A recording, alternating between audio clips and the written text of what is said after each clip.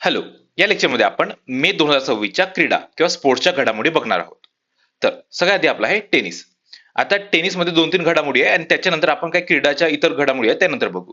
आधी टेनिस बघू. आता टेनिसमध्ये ह्या वर्षीसाठी सांगतोय. ह्या वर्षीसाठी सगळ्यात इम्पॉर्टंट कोणी असेल तर तो आहे जॅनिक सिनर.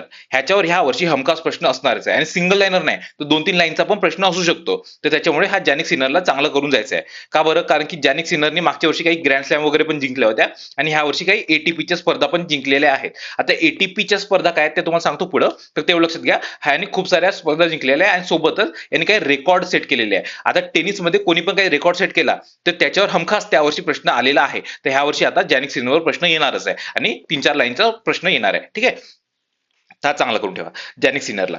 आता झालं काय की जे एटीपी आहे, एटीपी स्पर्धा, एटीपी स्पर्धाच्या वरती एक असते ग्रँड स्लॅम स्पर्धा. ग्रँड स्लॅम टेनिसमध्ये सांगतोय. तर ग्रँड स्लॅम हे एकदम टॉप लेवलची स्पर्धा असते, जसं की आता क्रिकेटचं वर्ल्ड कप असतं त्यासारखं हे ग्रँड स्लॅम असतं. आणि एटीपी म्हणजे काय की एकदम त्याच्यापेक्षा थोड्याशा खालच्या लेवलची, म्हणजे इथं म्हणजे पूर्ण वर्ल्डचेच प्लेयर येणार पण थोड्याशा कमी येणार.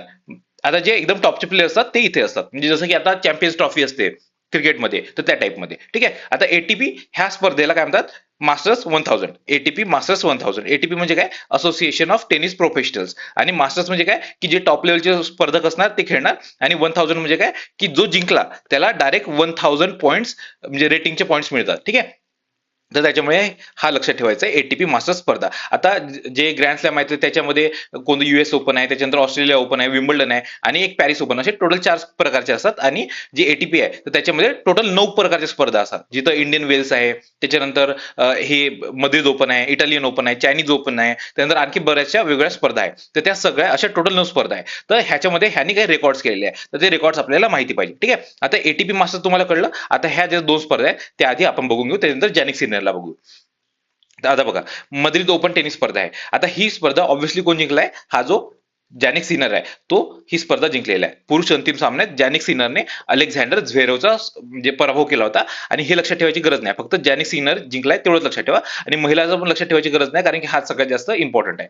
आता महिलांमध्ये मार्टा कोत्स्युकने ही जिंकली आहे. कोण? मार्टा कोत्स्युकने. आणि तिने जे आंद्रिवा आहे तिचा पराभव केला. तर हे लक्षात ठेवायची गरजच नाही, फक्त तेवढं लक्षात ठेवा जॅनिक सिनरने झ्वेरेवचा स्पर्धा म्हणजे पराभव केलेला आहे आणि मार्टा कोत्स्युकने ही महिलांमधून जिंकलेली आहे मद्रिद ओपन.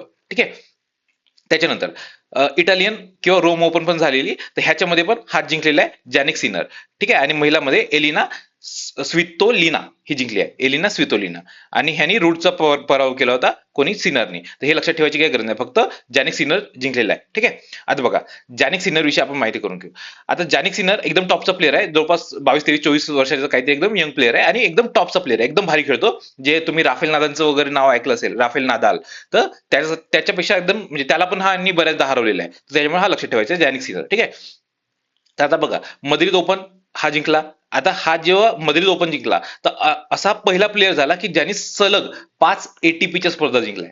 एटीपी तुम्हाला सांगितलं कशा स्पर्धा असतात, एटीपी मास्टर्स 100 स्पर्धा आहे, सलग 5 जिंकलेला आहे. ह्याच्या अगोदर जो राफेल नादाल आणि नोवाक जोकोविच होते, हे दोघं, ह्या दोघांनी 4 स्पर्धा जिंकल्या होत्या सलग. ठीक आहे, पण सलग 5 स्पर्धा एटीपीच्या टोटल तुम्हाला सांगितलं 9 असतात, 9 पैकी सलग 5 जिंकणारा हा जॅनिक सिनर पहिला झालेला आहे. ठीक आहे, त्याच्यानंतर इटालियन स्पर्धा जी इटालियन रोम ओपन झाली ह्याच्यानंतर मद्रिद नंतर, तर ही पण हा जिंकला. म्हणजे हा आधी 5 जिंकला होता सलग, आता तो सलग 6 जिंकलेला आहे. ठीक आहे, 9 पैकी सलग 6 स्पर्धा जिंकलेला आहे. तर इथे पण त्यांनी एक आणखी एक गोष्ट काय केली की ज्या 9 स्पर्धा असतात तर 9च्या 9ही स्पर्धा जिंकणारा हा दुसरा खेळाडू झालेला आहे. ह्याच्या अगोदर एक नोवाक जोकोविच आहे, त्यांनी ह्या 9च्या 9 स्पर्धा जिंकल्या होत्या. तर हे सगळं लक्षात ठेवायचं आहे. बघा, जॅनिक सिनर सलग 5 एटीपी विजेतेपद मिळवणारा पहिला पुरुष खेळाडू आहे. त्यानंतर मद्रिद ओपनचे विजेतेपद हे त्याचे सलग 5वे एटीपी मास्टर विजेतेपद होते, हे पण सांगितले तुम्हाला. त्याच्यानंतर त्याने नोवाक जोकोविच आणि राफेल नादाल यांच्या नावावर असलेला सलग 4 एटीपी मास्टर्स 1000 विजेतेपदांची पूर्वीचा विक्रम मोडलेला आहे. ठीक आहे, त्यानंतर इटालियन रोम ओपन. आता ह्या स्पर्धेमध्ये त्यांनी कॅस्पर रूटचा पराभव केला होता आणि जॅनिक सिनर हा 1976 त्याच्यानंतर डायरेक्ट 50 वर्षांनी जो इटलीची स्पर्धा आहे, ही इटलीची स्पर्धा आहे आणि हा जो आहे हा पण इटलीचाच आहे, पण डायरेक्ट 50 वर्षांनी इटलीचा कोणी व्यक्ती आहे ज्यांनी ही स्पर्धा जिंकलेली आहे. ठीक आहे, तर हा असा पहिला खेळाडू आहे जो इटलीचा 50 वर्षानंतर ज्यांनी ही स्पर्धा जिंकलेली आहे. सोबतच त्यांनी सर्वच्या सर्व 9 एटीपी मास्टर्स 1000 विजेतेपद जिंकलेलं आहे. ठीक आहे, तर ह्याला काय म्हणतात? Career golden masters. Career golden master 9च्या 9 स्पर्धा ज्यांनी जिंकलाय त्याला म्हणतात. ठीक आहे, आणि ह्याच्या अगोदर फक्त नोवाक जोकोविच असं आहे की ज्यांनी हे 9च्या 9 स्पर्धा जिंकलेल्या आहेत. तर अशा पद्धतीचं हे लक्षात ठेवायचं आपल्याला टेनिसचा जानिक सिनर खूप जास्त महत्वाचा आहे. त्याच्यानंतर आता जानिक सिनर आपण एवढ्यांना म्हटलं त्याच्यासाठी वेगळं नाव आता काही न्यूमरिक बनवायची काही गरज नाही. त्याच्यानंतर इतर क्रीडा त्याच्यामध्ये पहिला आहे विजय शंकर. आता विजय शंकर तुम्हाला माहिती असेल 2019 ची वर्ल्ड कप वगैरे खेळला होता. तर त्याच्यामध्ये त्याला बरंचसं क्रिटिसाइज वगैरे केलं होतं आणि त्याला सिलेक्टर्सनी 3D क्रिकेटर किंवा 3D म्हणून त्याला सिलेक्ट केलं होतं. तर आता त्याच्या जागी अंबाती रायडूला घेणार होते पण त्याला घेतलं नाही. तर त्याच्यामुळे अंबाती रायडूनी पण याच्यावर थोडंसं क्रिटिसिझम वगैरे केलं होतं. म्हणजे त्या 3D गॉगल्स वगैरे काहीतरी बोलला होता. 3D का बरं म्हणतात, तो ऑलराऊंडर आहे. म्हणजे फिल्डिंग पण चांगली करतो, बॅटिंग पण चांगली करतो आणि बॉलिंग पण चांगली करतो. त्याच्यामुळे त्याला 3D म्हणलं होता. पण ते जे वर्ल्ड कप होतं त्याच्यामध्ये तो डायरेक्ट हा म्हणजे चांगला खेळला नव्हता. ठीक आहे, ते लक्षात ठेवा. विजय शंकर त्यांनी क्रिकेटमधून निवृत्ती घेतली आहे, फक्त एवढं लक्षात ठेवा. त्याला 3D क्रिकेटर म्हणत होते विजय शंकरला. त्याच्यानंतर राहुल द्रविड. आता राहुल द्रविड ह्यांनी डब्लिन गार्डियन्स नावाची एक संघ आहे तो घेतला. आता जसं IPL मध्ये वेगवेगळे संघ आहेत, जसं Chennai super Kings, Mumbai Indians वगैरे त्या टाईपमध्ये तिथं IPL सारखं चालू होतं युरोपमध्ये. त्याच्यापैकी एक संघ आहे डब्लिन गार्डियन्स, तर तो राहुल द्रविडने घेतलेला आहे. डब्लिन गार्डियन्सचा फ्रँचायझीचा मालक झालेला आहे. मालक म्हणजे टोटल ओनर नाही, को ओनर आहे तो. ठीक आहे, म्हणजे दोन चार म्हणजे काही जणांनी मिळून घेतले, त्यापैकी एक राहुल द्रविड आहे. त्यानंतर डब्लिन गार्डियन्स हा युरोपियन T20 प्रीमियर लीगचा एक संघ आहे. आणि डब्लिन आयर्लंड तर त्याच्यावर आधारित, जसं आता आपण चेन्नई जसं प्रत्येक एक एक शहरावर आधारित असतं ना, तर त्याच्या प्रकारे एक डब्लिन आयर्लंडचं शहर आहे, तर त्याच्यावर आधारित हा एक संघ आहे. त्यानंतर रवींद्रचंद्र अश्विन, आपल्याला माहित आहे R अश्विन, तर त्यांनी त्याचा कर्णधार पद आणि मार्गदर्शक पद घेतलेलं आहे. ठीक आहे, लक्षात ठेवा राहुल द्रविड. आता लक्षात ठेवायचं आहे राहुल द्रविडचा D आणि डब्लिनचा D. ठीक आहे, DD राहुल द्रविड आणि डब्लिन. त्याच्यानंतर गुरिंदरवीर सिंग. आता हा गुरिंदरवीर सिंग आहे, तर ह्याने पण एकदम भारी रेकॉर्ड सेट केलेला आहे. काय त्यांनी 10.10 सेकंदाच्या आतमध्ये म्हणजे 10.09 सेकंदात 100 मीटर धावलेला आहे. ठीक आहे, म्हणजे खूप फास्ट पळालेला आहे आणि आपला जो नॅशनल रेकॉर्ड होता तो त्यांनी तोडलेला आहे. आणि याच्यामध्ये एक इंटरेस्टिंग गोष्ट काय की ह्याचा जो टीममेट म्हणण्यापेक्षा याचा जो स्पर्धक होता, याच्या सोबत जो पळत होता तो अनिमेश कुजूर, तर त्यांनी त्याच्या आधीच्या सामन्यामध्ये याचा रेकॉर्ड आधी तोडलेला होता. म्हणजे याचा काहीतरी 10.17-18चा काहीतरी रेकॉर्ड होता आणि तो तोडून आपण 10.15चा रेकॉर्ड अनिमेश कुजूरने केला होता आणि त्याच्यानंतरच्या मॅच मध्ये त्यांनी परत तो रेकॉर्ड तोडला. ठीक आहे, तर आता सध्याच्या आपला नॅशनल रेकॉर्ड 10.09 आहे गुरिंदरवीर सिंगच्या नावाने. ठीक आहे, तर इम्पॉर्टंट आहे हा, याच्यावर विचारू शकतात.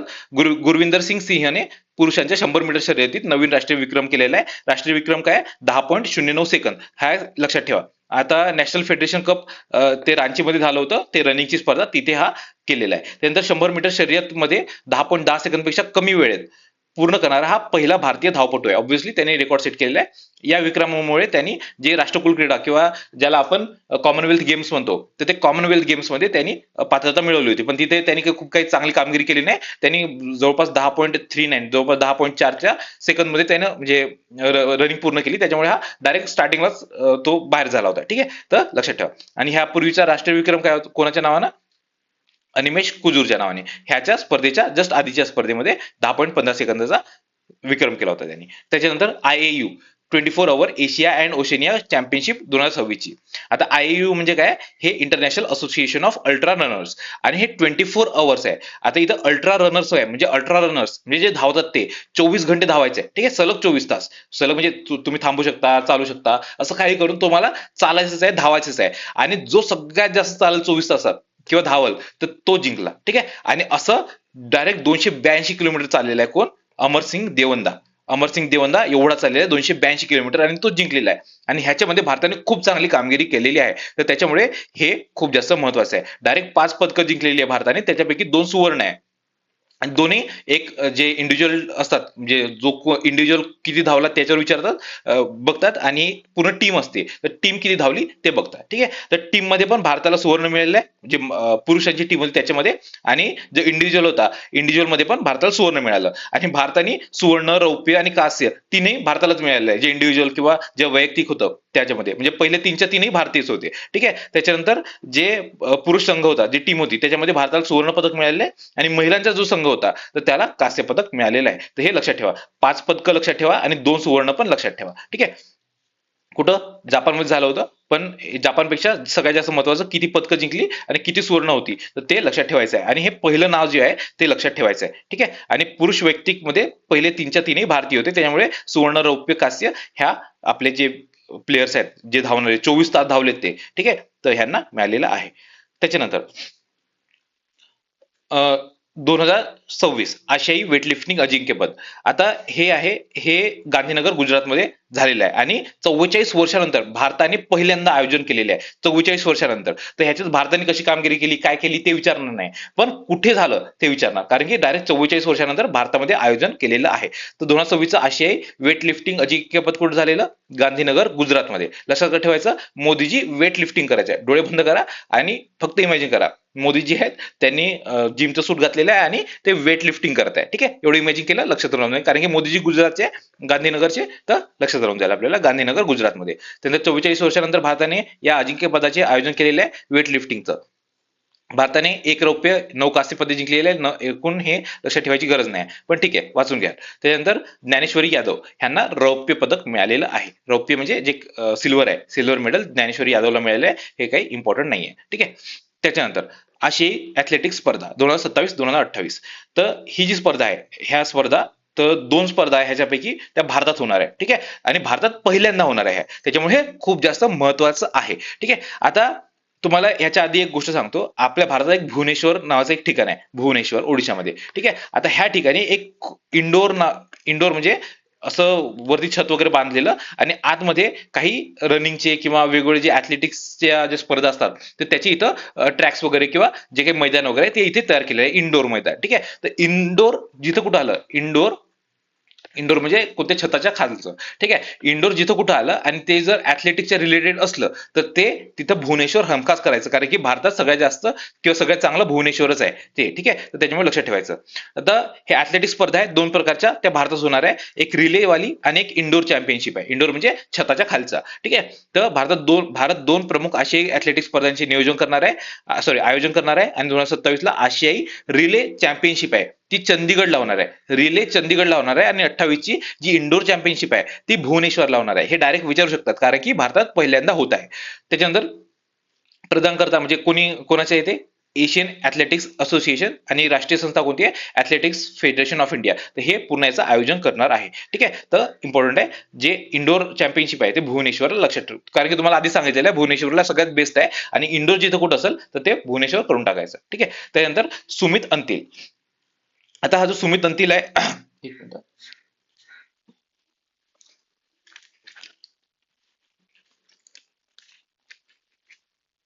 हा, आता हा जो सुमित अंतिल आहे, तर हा आहे थोडासा, म्हणजे त्याला पाय नाही आहे, म्हणजे थोडा अपंग आहे. आणि तो जर कोणी अपंग व्यक्ती जर स्पोर्ट खेळत आहे किंवा कोणता खेळ खेळत आहे, त्याला आपण पॅरा ऍथलेटिक म्हणतो. ठीक आहे. तर हा पॅरा ऍथलेटिक्स आहे.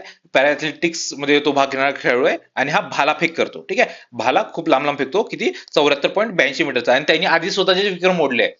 5-6दा स्वतःचे जे विक्रम केले स्वतःच मोडलेले आहे. तर आता सध्याचा विक्रम 74.82 मीटरचा आहे. फक्त एवढं नाव लक्षात ठेवा याचं, भालाफेकीच्या रिलेटेड आहे आणि पॅरा ऍथलेटिक्स मध्ये आहे. ठीक आहे. यांनी विक्रम केलेला आहे. त्याच्यानंतर 11वे सांडा वर्ल्ड कप.